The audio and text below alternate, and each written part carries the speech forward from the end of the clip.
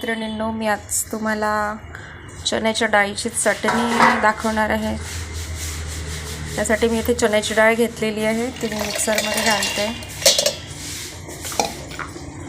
त्यानंतर मी त्यामध्ये ॲड करणार आहे जिरं घातलं आहे, तुम्ही बघू शकता. त्यानंतर मिरची, कढीपत्ता आणि सांबार. तर चवीनुसार तुम्ही मिरची ॲड करू शकता. तुम्हाला जर जास्ती तिखट आवडत असेल तर तुम्ही जास्ती मिरची ॲड करू शकता. यामध्ये मी मिरची टाकलेली आहे. सांबार घातलेला आहे भरपूर आणि कढीपत्ताही घातलेला आहे.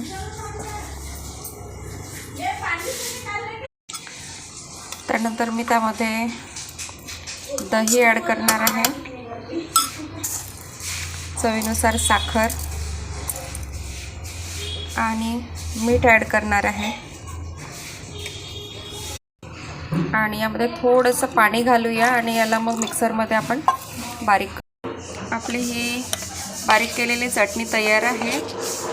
मी थोडी पातळ केलेली आहे, ढोकळ्यासोबत खाण्यासाठी ही बनवलेली आहे.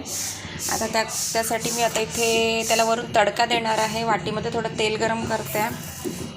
तेल गरम झालेलं आहे, त्यामध्ये मी मोहरी टाकणार आहे.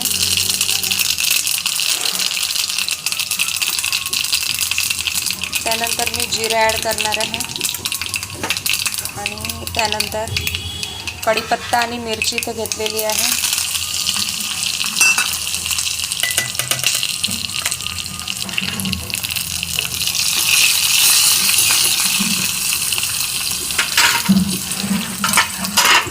आणि त्यानंतर हे छान तडतडलेलं आहे, तुम्ही बघू शकता.